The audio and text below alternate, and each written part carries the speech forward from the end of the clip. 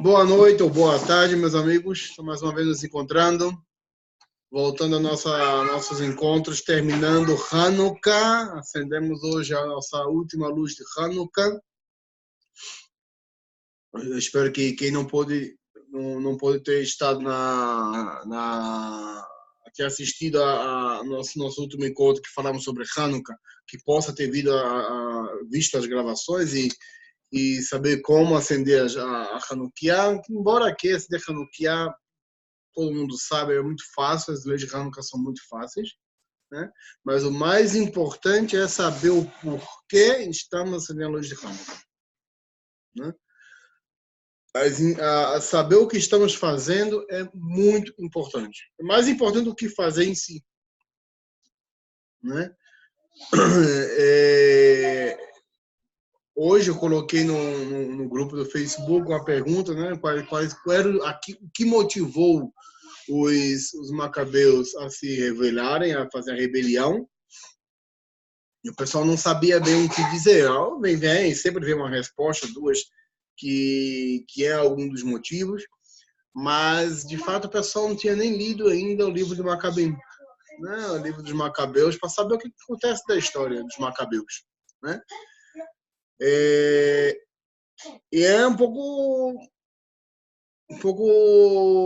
triste, né? Ou seja, não seja triste, mas o que eu posso dizer? Um pouco sem sentido. Assim, a pessoa acendeu, até o momento, 7 vezes acendeu o Hanukkah, 7 dias, e não sabe o que está fazendo, né? Está acendendo velas, mas não sabe para quê, né? Então, isso não é... A pessoa vai perguntar qual é o mais importante, acender a vela sem saber para quê, ou saber o porquê, entender a razão e não ter acendido as velas, né? Então, é muito mais importante saber. Essa é a verdade. Saber o que está fazendo é muito importante, né? Mesmo que a pessoa, ou seja, fazer sem saber, ou seja, sem qualquer sentido, sem qualquer significado, é mais uma ação sem pensamento, né? E como uma expressão que eu sempre repito aqui nos nossos encontros é Sof Maaseh Machshavat Tchilah, que ao fim de cada ação, o pensamento é a primeira coisa. As intenções já têm que estar programadas. Então, antes que a gente faça qualquer coisa, temos que saber o que vamos fazer. Temos que estar conscientes do que vamos fazer. E hoje a gente vai começar agora uma série de encontros. Vamos estar estudando sobre Tefilá, sobre a reza. E ela é, de todos os mandamentos, de todas as mitzvot que a Israel tem, a reza é a principal, a qual dela se exige saber o que está fazendo. Que a pessoa ainda pode dizer, dá uma tzedakah, né? Dá um dinheiro a um pobre, e não saber o que está fazendo, ou seja, não saber qual o significado dessa mitzvah, não saber o porquê tem que fazer isso, né? Em que está ajudando realmente, mas está dando, ou seja, em essência está cumprindo a mitzvah, porque o objetivo está sendo alcançado de que a pessoa, o necessitado, receba, né, a sua ajuda. Mas a tefilá, a pessoa não sabe por que ela reza, se ela não tem ideia do porquê ela reza, para que ela reza, o que ela vai rezar então? Né? Palavras ao vento e o coração vazio, né?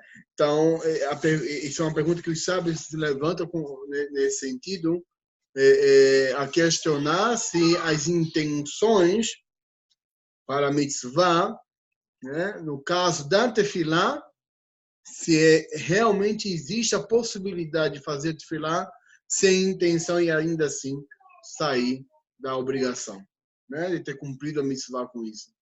Então é muito complicado. Traz o Shulchan Aruch que toda mitzvah ela é obrigatória ter intenção.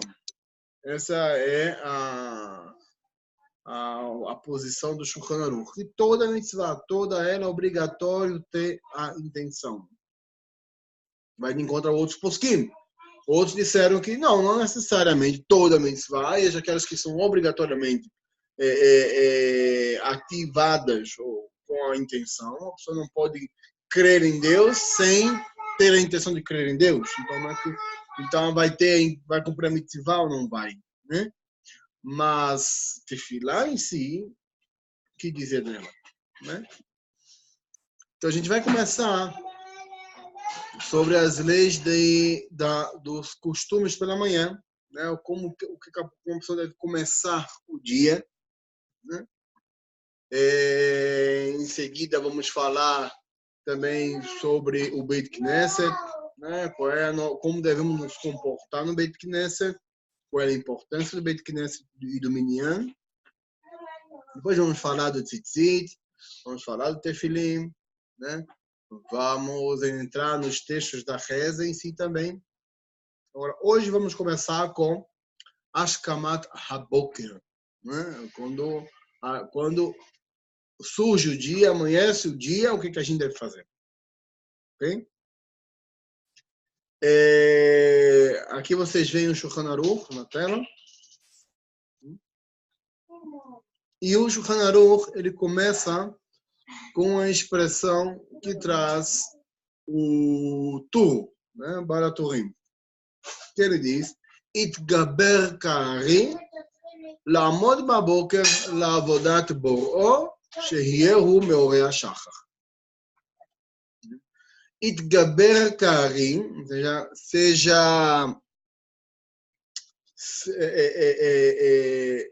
se fortaleça, ou se engrandeça, ou se coloque tão pronto e tão ágil, tão rápido, tão forte como um leão. לעמוד בבוקר, se levantar pela manhã, לעבודת בוראו, né, para trabalhar, para servir ao seu Criador, né? E se pergunta o que significa Itgaber Kari, né? Ou seja, como é que a pessoa vai se autodominar ou se sobrepor como um leão, né? Como é que a pessoa vai motivar todas as suas forças como um leão? E isso traz Balaturim, Tur, e explica com vários, ele traz essa expressão, traz Rav Teima, que traz outras expressões, como também ser ágil como uma águia, né?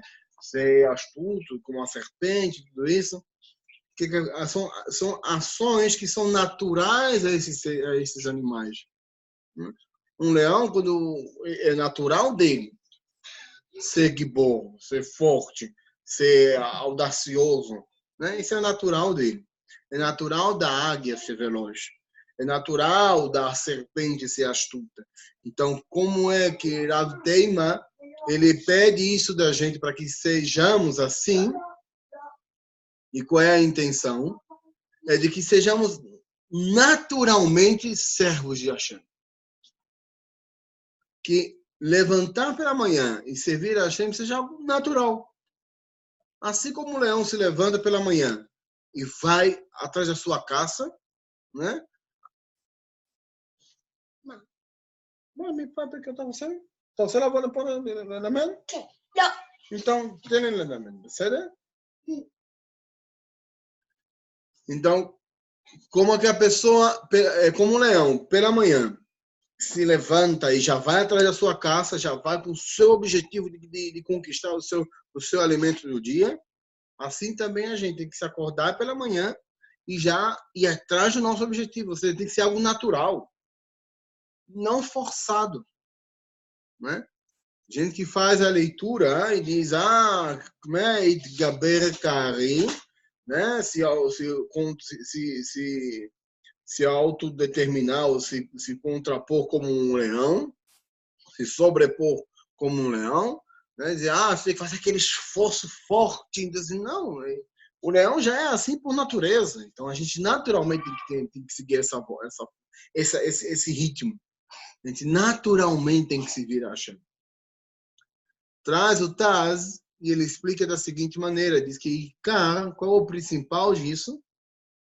É a Gvura Keneged a Yetzer Hara.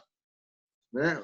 A ideia é que a pessoa seja forte, seja e sobreponha a si mesmo contra o quê? Contra a má inclinação, contra o Yetzer Hara. E assim a pessoa se levanta com essa ideia na mente. Porque a primeira coisa que o Yetzer Hara nos ativa pela manhã é continue na cama. Se você acorda, a primeira coisa é siga dormindo. Siga deitado, não se levante. É a primeira investida de Yetzer Hara. Interessante, Caleb, que eu tinha ouvido e visto também uma opinião rabínica exatamente o que você está falando agora. Que a gente tem que ter a força do leão, naturalmente. Esse menino gosta de interromper a aula. Justamente para lutar contra o Yetzer Hara, contra a preguiça. Uhum. Essa é a ideia do Taz. Não é somente contra a preguiça, é contra esse Hará como um todo. Com todas aquelas motivações que nos levam a não trabalhar Kadosh Baruch Hu. Né? Traz também, segue aqui, Haga, né? Rabbi Moshe Hirselis, ele diz assim, a Panim, de toda forma, lo yaher isman tefilá, de tal forma, ou seja, de toda forma que não atrase o tempo da tefilá, Shehat Sibumit Palelim, que o público está rezando. Ou seja, para Rabbi Moshe Hirselis, qual é a ideia da Gvurá? É que a pessoa se levante a tempo e não atrasar a tefilá. Tem que chegar a tempo para tefilá. Né? Em público, com Minyan, com Bet Knesset. Né? E essa é a opinião de Tu. Né? Um dos motivos que traz Tu. E por isso que ele traz que qual é a intenção? É a pessoa se levantar contra o Yetzer Hara. Né? E segue diz assim, traz um Teilim que diz Shiviti Hashem lenegdi tamid, né? Que tenham posto sempre Hashem diante de mim. Então tem ele. E traz Ramá e diz Rua Klal Gadol Batorá é uma grande regra da Torá. Né? O Beolamot Tzadikim Hashem Uluchim Lifnei Elohim. Né? E também do mundo dos justos, os quais eles seguem o caminhão diante de Hashem. כן ישיבת האדם ותנועתיו ועסקיו, והוא לבדו בביתו כשבתו ותנועתו ועסקיו וכו' לפני המלך גדול. Não há nenhuma ação que façamos, seja estando em casa, seja estando na rua, seja descansando ou trabalhando, que não estejamos diante de Hashem. Todo o tempo. Né? Todo o tempo estamos diante de Hashem. E a gente deve tomar em conta, traz o Rabbi Moshe Hirselis, que a pessoa deve tomar em conta de que está todo o tempo diante de Hashem e nele pensar todo o tempo. E se comportar todo o tempo como tendo em vista que Hashem está diante dele e tem que se comportar de acordo com a vontade de Hashem, conforme a vontade divina. E essa é a parte difícil do judaísmo. Né? Que é muito bonito dizer. Né? Agora, a prática, que é o que se exige, que é o que se espera, isso é o difícil. Né? Essa prática que é o difícil. É muito fácil dizer. Né? Muito fácil dizer, estamos judeus, hoje, agora mesmo, em todas as comunidades no mundo inteiro, está todo mundo lá se preparando, acendendo as velhinhas, tudo muito bonito, né? Mas e a ação dos Macabim, a gente está levando para o nosso dia a dia? Ou seja, esse ensinamento, a gente está no nosso coração todo o tempo. Então é isso que traz Moshe Risserlis. E o que é que você está fazendo? Ou seja, no seu dia a dia, como é que isso se revela? Então, ele traz que pela manhã a gente se levanta, tendo em mente que durante todo esse momento, durante todo esse dia, a gente vai ter a Hashem em frente da gente. E não há o que a gente faça que a Hashem não veja.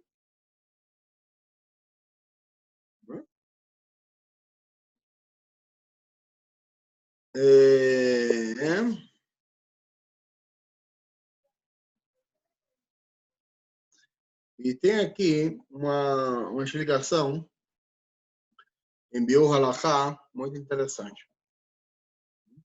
Que a pergunta é como é que a pessoa cumpre como é que a pessoa cumpre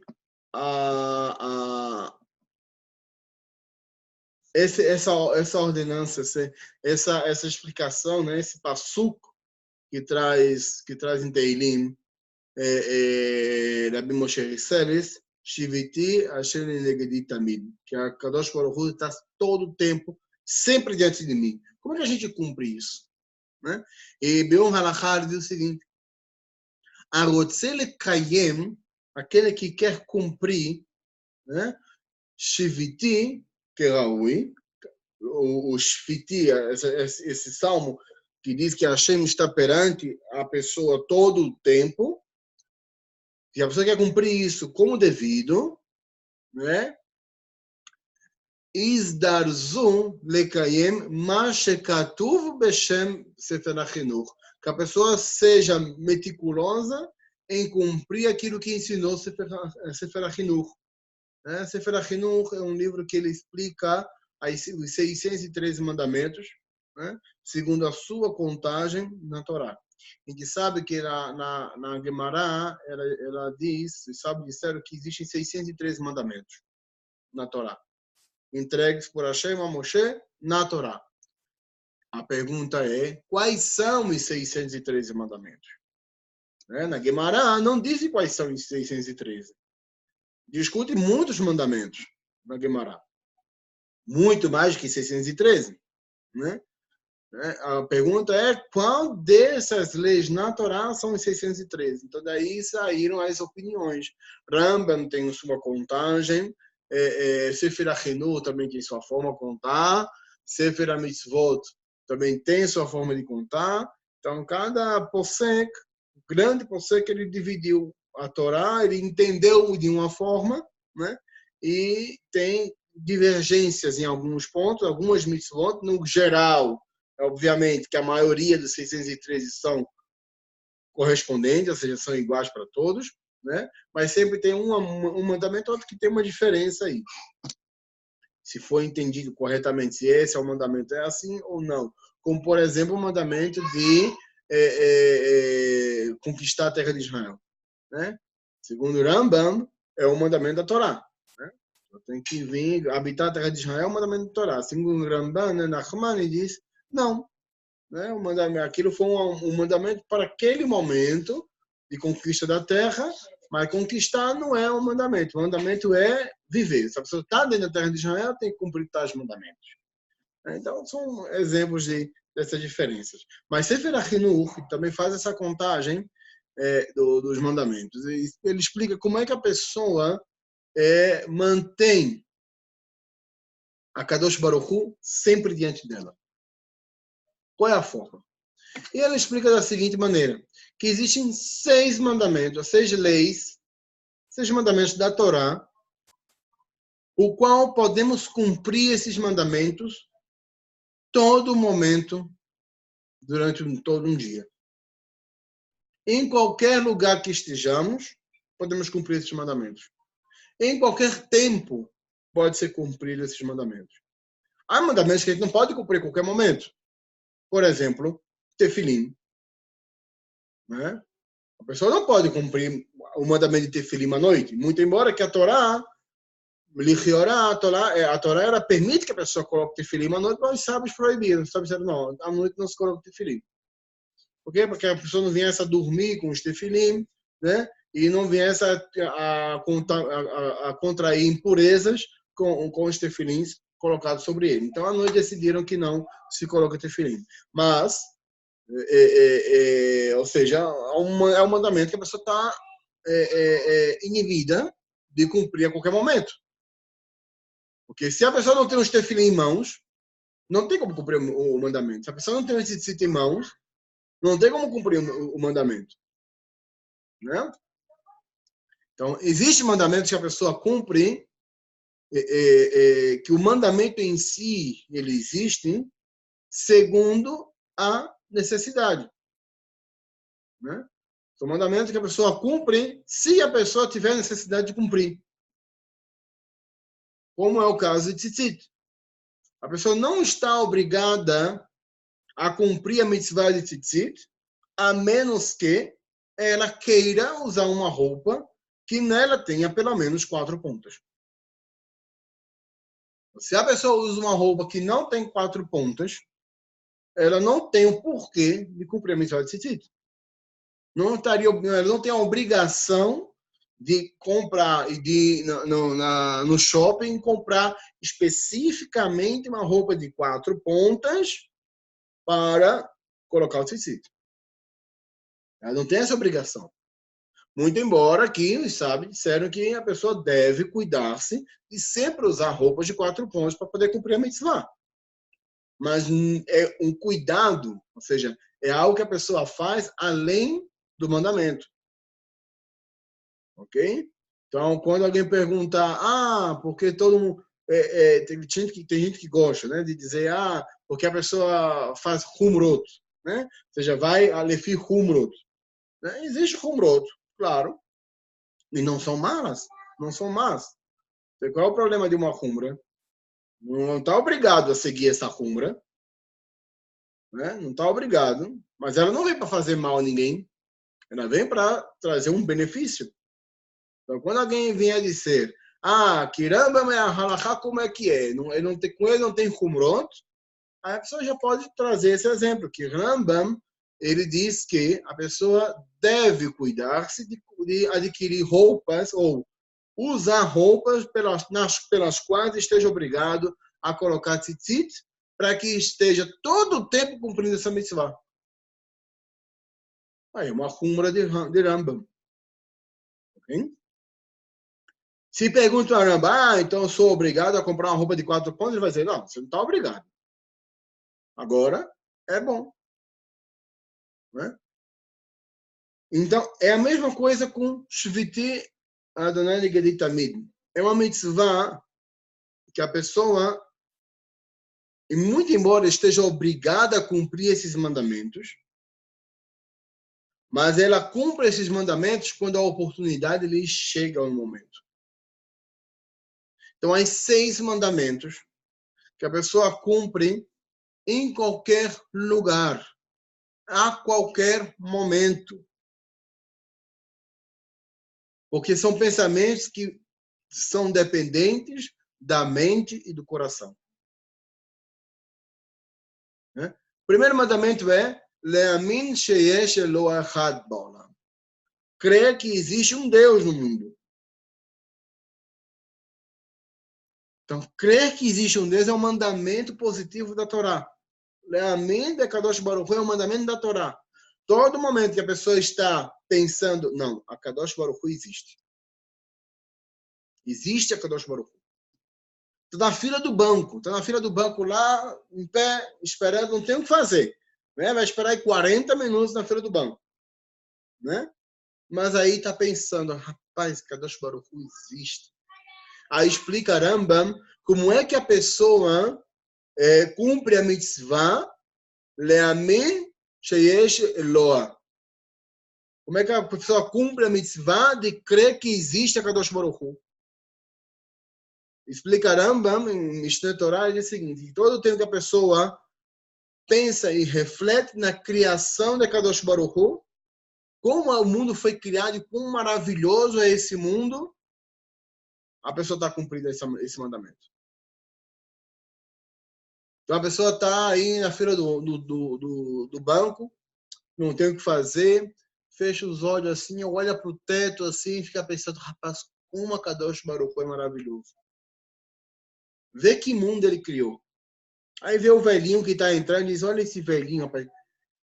Quanto das maravilhas de Hashem esse velhinho já viu na vida? Agora chegou aí com seus 80 anos aí para receber sua aposentadoria, né? E as pessoas estão dando lugar para ele. As pessoas nem sabem que estão cumprindo a mitzvah da Torá, né? Estão cumprindo a mitzvah de lechabed, de honrar um ancião. Né? E o Estado está cumprindo esse mandamento quando determina que os bancos têm que ter fila de prioridade aos anciãos. E a pessoa vai pensando nisso. Né? Eu escutei uma história de um certo rabino que ele fazia Sium Masechet, né? Ele terminava o Shais, terminava o Talmud, né? E fazia a cada Masechet, né? Quando a pessoa termina cada Masechet, terminou de estudar Shabbat, ou terminou de estudar Berachot, ou Nezikin, Gitim, o que seja, ao fim de cada Masechet, a pessoa faz uma Seudat Mitzvah, né? Que se chama Sium Masechet. É o fim da Masechet. Terminou de estudar, a pessoa vai e faz uma Seudat, faz uma refeição. Convida as pessoas para participar da refeição e ele explica o que ele estudou. Né? Faz o Kadish, um Kadish de Rabanão, um Kadish de estudo da Torá, de estudo do Talmud, e faz uma refeição mitzvah.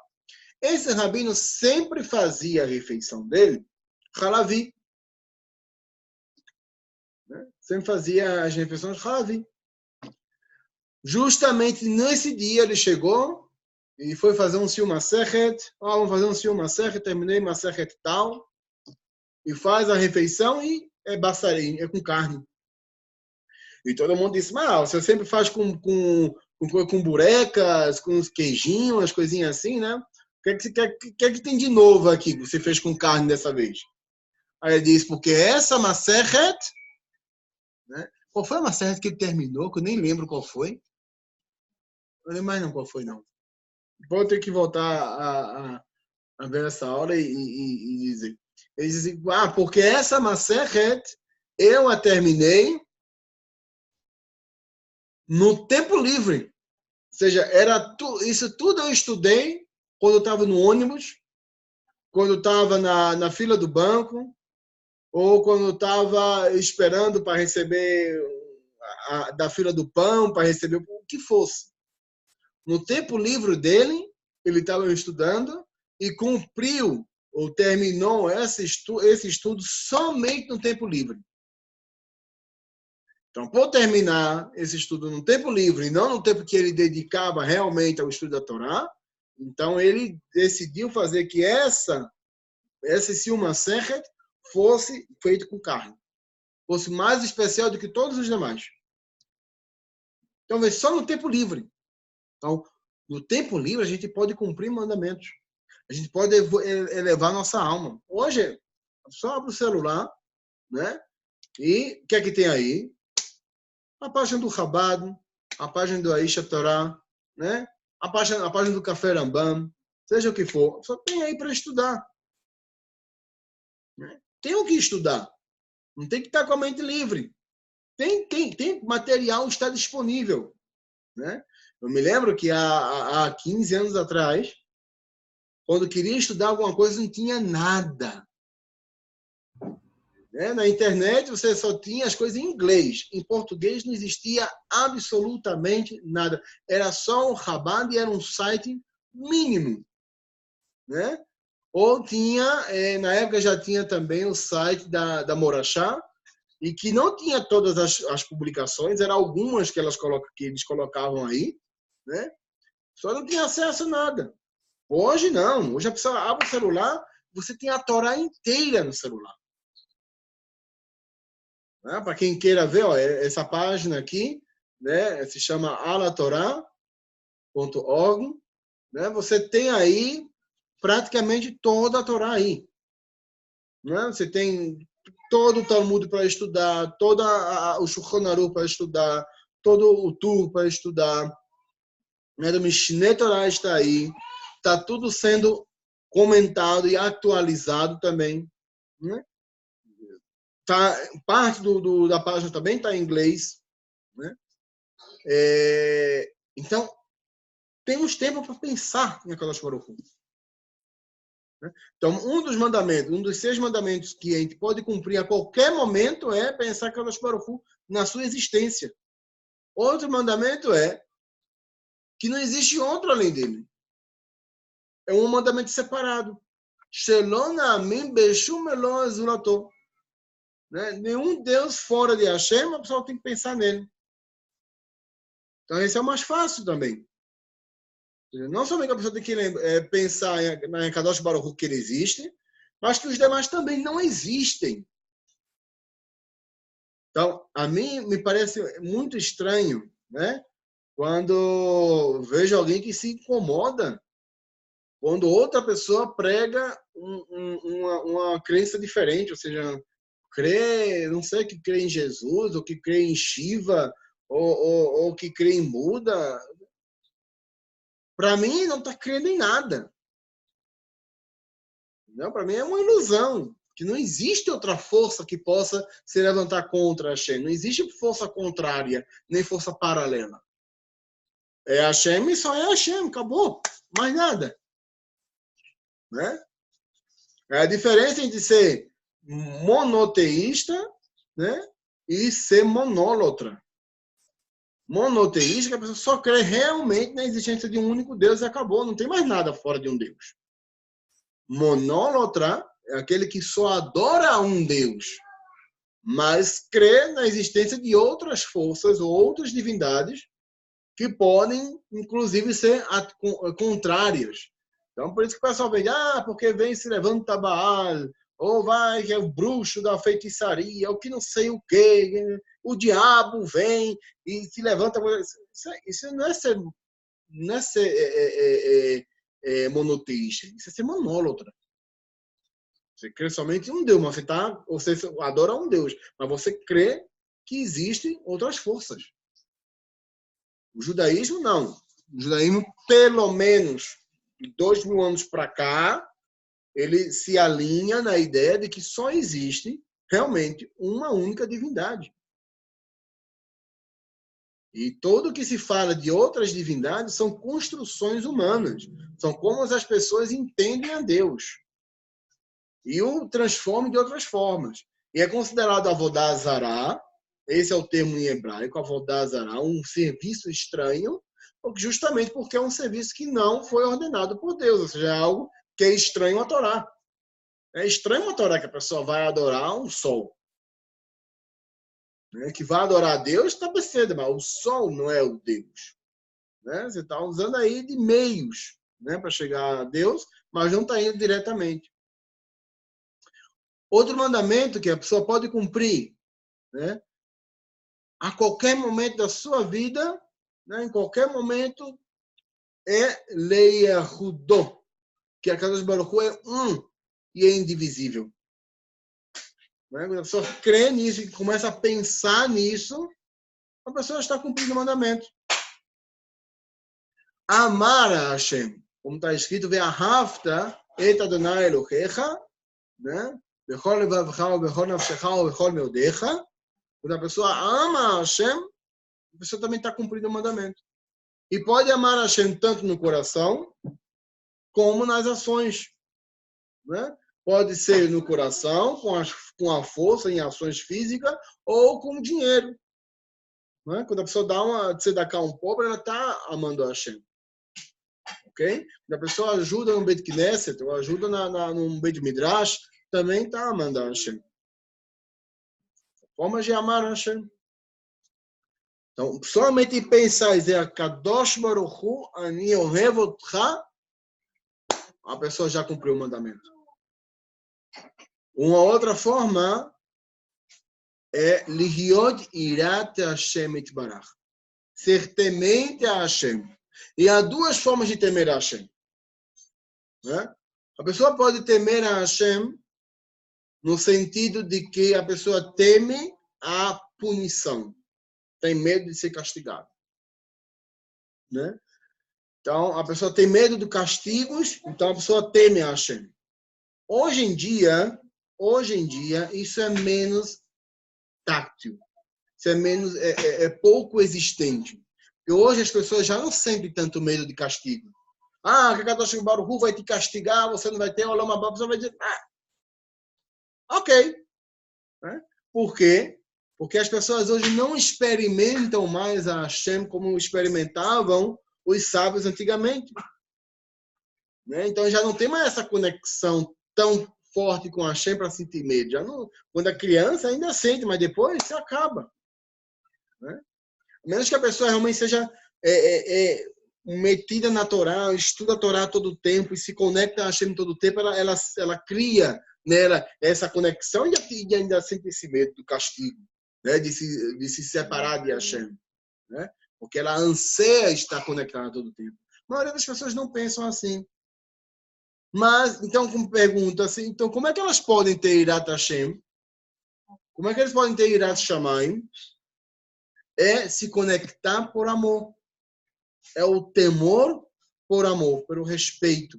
Não. A Kadosh Baruch Hu, ele é o ser soberano. Eu não vou pecar, não vou fazer uma ação contrária, porque eu respeito a ação de Hashem, a vontade de Hashem. Isso é também Irat Shamayim. E é muito mais elevada do que o temor pelo castigo. A gente pode dizer que a nossa sociedade hoje, ela tem a oportunidade de experimentar o temor muito mais elevado que se experimentou antigamente. Porque já é um temor pela consciência e não pelo medo. Né? E a última é Shelo natur aha machshevet alev veidat einayim.